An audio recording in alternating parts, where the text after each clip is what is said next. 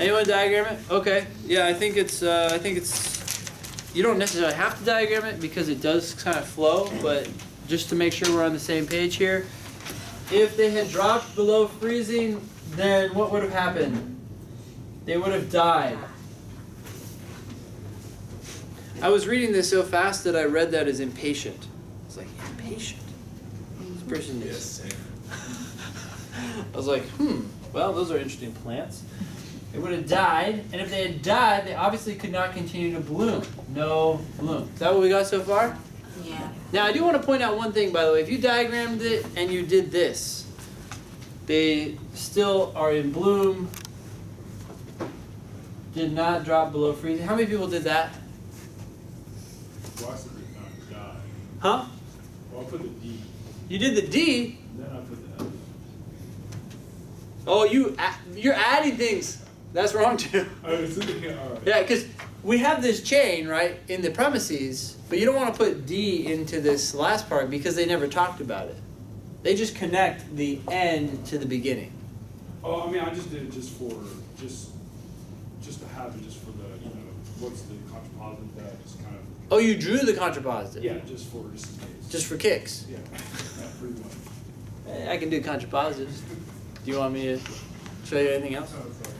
Okay, so this is a parallel reasoning. So I'm not going to care about that as much, right? Like, that would be good for an inference question, trying to figure out what must be true.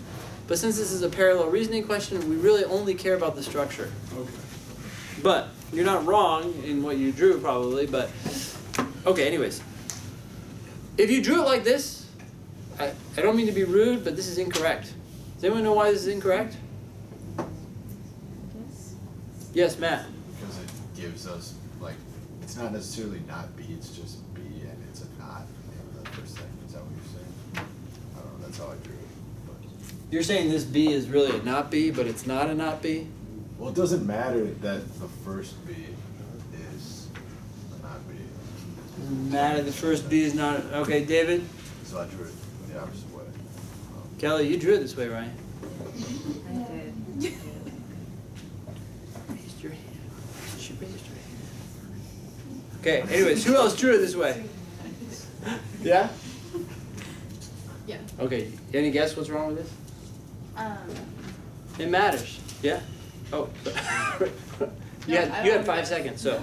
Greg? Is it because the second one is causal? Causal. Nope. Oh. So I drew it like this. But now that I'm looking at the words, not died does not necessarily, and being in bloom, I don't know if there is that necessarily like a negation thing. Does it have anything to do with the word selection? Here, I'll start to fix. Oh, Cassie, you got it? All right. Doesn't hurt to take a guess.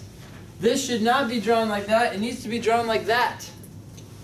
Oh, since? Because it's a premise. Then we have our conclusion. Then we have our not F. Right? The conclusion was not an if-then statement. It was a premise and then a conclusion. Is that what you're going to say? Ah. We'll never know for sure. Except I used T's, not F's. Oh, yeah, that's definitely wrong. All right. Can you say it one more time? Sure. So the conclusion is not an if-then statement. It was just hey, they didn't freeze. And the premise was they bloomed. Right? Now, here's the thing. This is a parallel reasoning question. So a lot of you who I'm assuming actually everyone who made that mistake made the exact same mistake as you were doing the answer choices. So no one's the wiser, right? Got it right. Awesome. But if you can recognize this, then when you see if-then statements in the conclusion, you can get rid of it, right? Because there's no if-then statement in the conclusion. I did that, but I still got it right. I know, that's what I'm saying. That you probably made the same mistake. No, I did it the wrong way and I got it right. I know, that's what I'm saying. Oh. So when you did it the wrong way with the original, Yeah. you probably did it the wrong way with the correct answer. Okay. Right? And so, anyways, just something to be aware of. It was technically a premise, which was just a straight up fact, as opposed to an if-then statement. Sound good? Yes. Okay, so let's take a look at A. If highly adaptable, it will thrive. Highly adaptable, we'll just do H. Then it will thrive. If it thrives, it will have an adverse effect on species already existing in that environment. Okay, adverse effect, right? But since this species has not had an adverse effect, not A, therefore, not highly adaptable. Right? That's the correct answer. What did they do to try to trick us here? The one thing they did. Yeah, they had a negative here, right? We don't care about that. That's a subject matter issue. As long as they negate this, as they did here, we're good. Yes? Sorry, when you're diagramming it, the line indicates. Oh, the separation of the conclusion and the premises. Oh, okay. So this is our, we had 1, 2, 3 premises and 1 conclusion. Yeah. Okay. Any other, what answers we're attempting here? Which one? B. B, okay. B says, if a species thrives in a new environment, that species is adaptable. Species that adapt to new environments adversely affect some species, okay, already existing. So wait, this is saying, let me just get rid of this. This is the correct answer. A is gone. If it thrives, then it is adaptable. Okay, cool. Species that adapt to new environments adversely affect some species already existing in those environments. Okay, let's say adversely affect, AA. So if a species, oh, you guys see the problem here? So if this is an if-then statement in the conclusion. That's saying this. That's ending the premises here. I just gave you 2 premises. Now I'm going to give you a if-then conclusion. If it does not adversely affect, not AA, then it has not adapted. Ooh.